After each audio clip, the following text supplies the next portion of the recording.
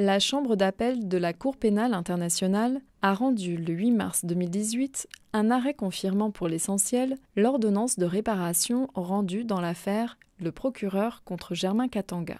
Composée du juge Howard Morrison, juge président, de la juge Sylvia Fernandez de Gourmandi, de la juge Sanji Masenono Monagang, de la juge Christine Vandenwingart et du juge Peter Hofmanski, un résumé de l'arrêt a été lu en audience publique. En introduction à cette audience, la Chambre d'appel a rappelé les faits pour lesquels Germain Katanga avait été déclaré coupable le 7 mars 2014 en tant que complice d'un chef de crime contre l'humanité et de 4 chefs de crimes de guerre, impliquant le meurtre, l'attaque contre une population civile, la destruction de biens et le pillage.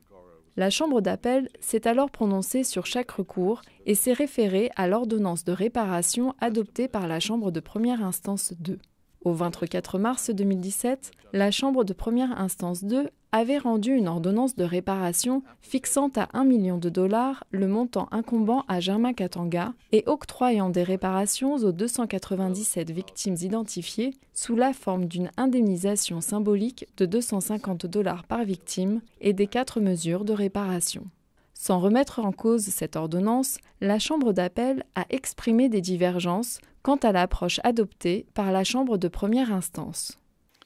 La Chambre d'appel a ainsi des préoccupations en ce qui concerne l'approche suivie par la Chambre de première instance. Malgré tout, elle considère que l'approche adoptée par la Chambre de première instance ne constitue pas une erreur en droit ou une utilisation abusive de son pouvoir de discrétion justifiant le renversement de la décision contestée.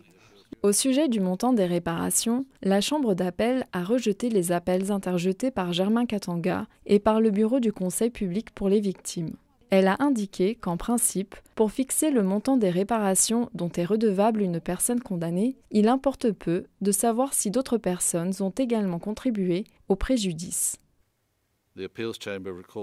La Chambre d'appel rappelle le principe énoncé dans l'arrêt relatif aux réparations dans Lubanga au sujet de la portée de la responsabilité d'une personne condamnée aux fins des réparations. Ce principe dispose notamment qu'aux fins des réparations, la responsabilité d'une personne condamnée doit être proportionnelle au préjudice causé et entre autres à sa participation à la commission des crimes pour lesquels cette personne a été déclarée coupable compte tenu des circonstances précises en l'espèce. La Chambre d'appel ne considère pas que ceci signifie que la somme des réparations pour laquelle une personne condamnée est tenue responsable doit refléter sa responsabilité relative pour le préjudice en question par rapport à d'autres qui ont pu aussi contribuer à ce préjudice.